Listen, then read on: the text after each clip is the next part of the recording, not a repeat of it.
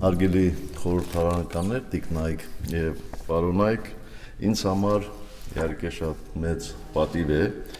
Հռոմի սրտում գտնվող այս պատմական պալատում վայելել ձեր բարձր ներկայությունը։ Շատ շնորհակալ եմ այսքան ջերմ եւ մտերմիկ ընդունելության համար։ Պատիվ է նաեւ իհարկե կրկին գտնվել բարեկամ Իտալիայում, որի հետ մենք մեր հարաբերությունները սերում ենք նույնակունք քրիստոնեական արժեհամակարգից ու աշխարհընկալումից եւ երկու ժողովուրդների դարերի փորքից եկող բարեկամությունից։ Արդեն իսկ խոսուն եմ փաստը, որ Իտալիայի ժողովրդի ձայնը հանդիսացող մարմնում խորհրդարանում Հայաստանի հետ բարեկամական խումբը այդքան ընդգրկուն է եւ ունի 100-ից ավելի անդամ։ Տիկնայք եւ պարոնայք, 2015 թվականն առանձնահատուկ է հայության համար, լրանում է 20-րդ դարի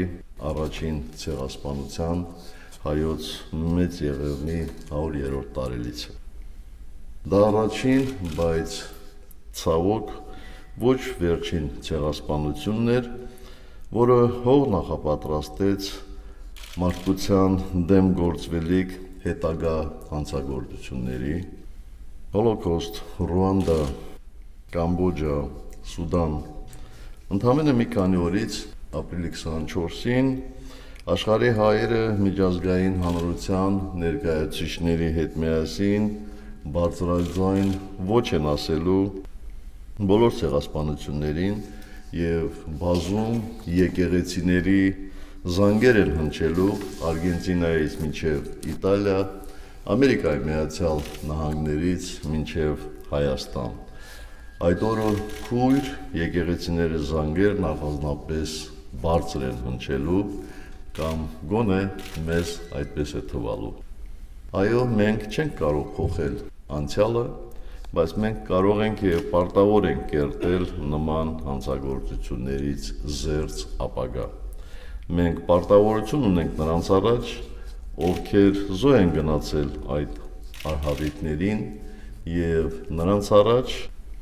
ովքեր վերապրել են այդ սարսափները։ Մենք պատասխանատու ենք այն բոլոր մարդկանց առջև,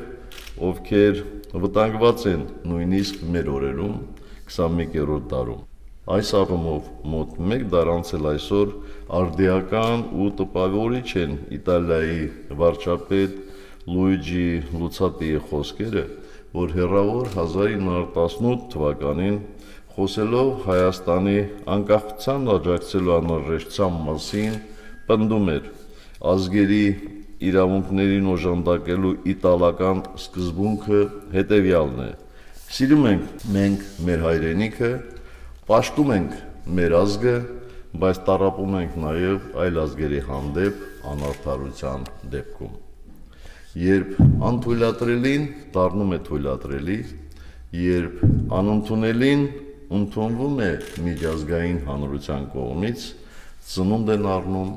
նոր բարբարոսներ։ Այս օրերին Մերձավոր Արևելքում իսլամական պետության եւ այլ ահաբեկչական խմբավորումների կողմից քրիստոնյաների հանդեպ իրականացվող ոճրագործությունները հետևանք են հենց ամենաթողության, անպատժելիության, որպես մի ազգի ներկայացուցիչ, որ 100 տարի շարունակ պայքար է մղում ցեղասպանությունների կրկնության դեմ, հավատացնում եմ ձեզ, որ այդ հանցագործությունն արդյունք չէ քրիստոնյա եւ մահմեդական, հրեա եւ գերմանացի, հայ եւ թուրք, հութու եւ ցուցի տարանջատման, այլ արդյունք է այն ջրբաժանի, որ արկա է համընդհանուր հիմնարար արժեքներ կրողների եւ դրանց ժխտողների միջև։ Տիկնայք եւ պարոնայք, Իտալիան որպես միջազգային հանրության պատասխանատու անդամ նույնպես միացել է այս արհավիրքի դեմ պայքարին։ Խոսքս Իտալիայի կողմից ցեղասպանությունների, այդ թվում Պատգամավորների պալատի կողմից հայոց ցեղասպանության միաձայն ճանաչման մասին է։ Բարձր են գնահատում, որ առանձին իտալական քաղաքներ եւ նահանգներ, այդ թվում Հռոմը, Միլանը, Վենետիկը, Ֆլորենցիան, իսկ այս մարտ ամսին նաեւ Տոսկանան նույնպես ճանաչել եւ դատապարտել են այս ծանրագույն ոճրագործությունը։ Վստահ ենք Իտալիայի օրենսդիր մարմնի կողմից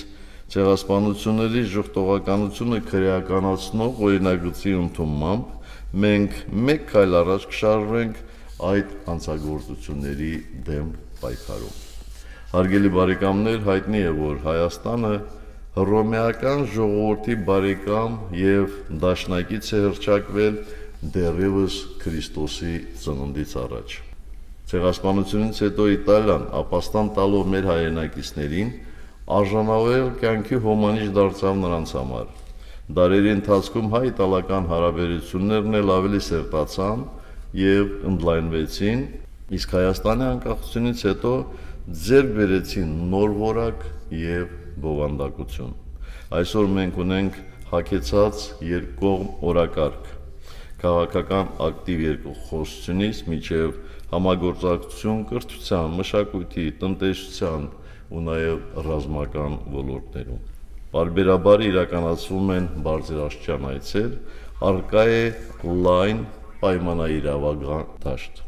Այսօր Իտալիան եվրոպական երկրների շարքում Հայաստանի երկրորդ առևտրային գործընկերն է։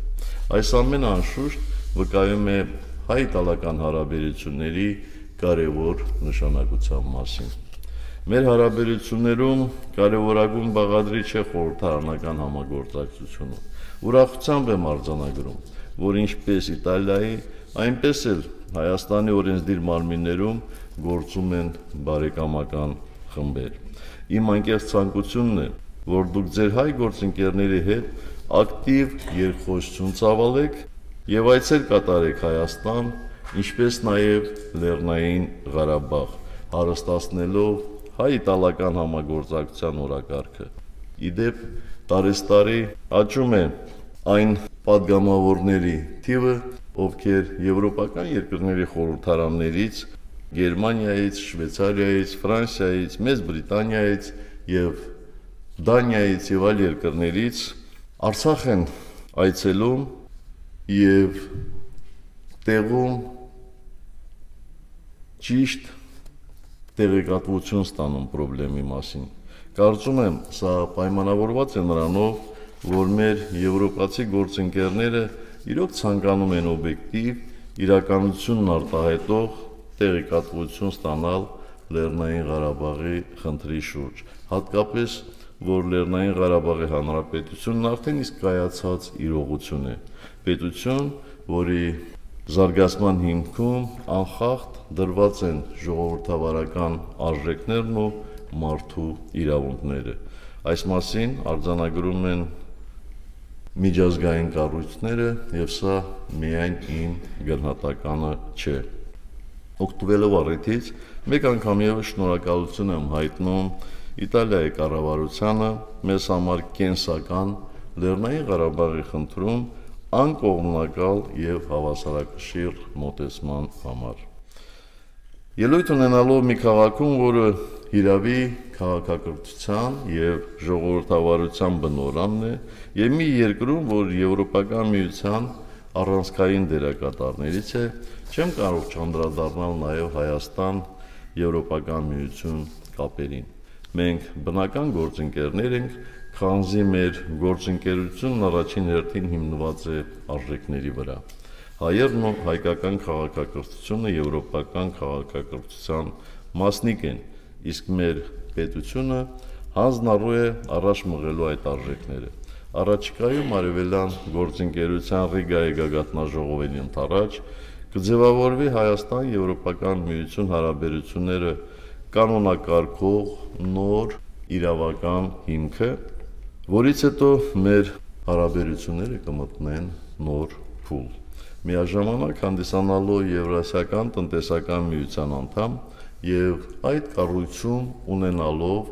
Եվրոպական միության ամենամոտ չափանիշները, Մենք կարող ենք կամուջ դառնալ եվրոպական երկրների, այդ թվում Իտալիայի համար դեպի 170 միլիոնանոց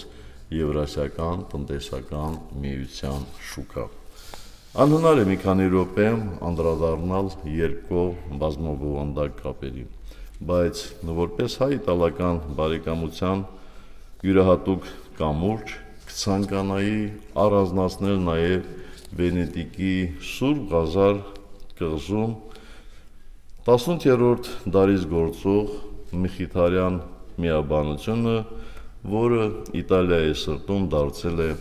հայագիտության օջախ և ուխտատեղի։ Հարգելի ներկաներ, չնայած որ մեր երկրների դիվանագիտական հարաբերություններն ընդամենը 24 տարեկան են, հայ և իտալացի ժողովուրդների դարավոր բարեկամության համար դրսևորումներ ունի։ Ահա մի գեղեցիկ օրինակ. 150 տարի առաջ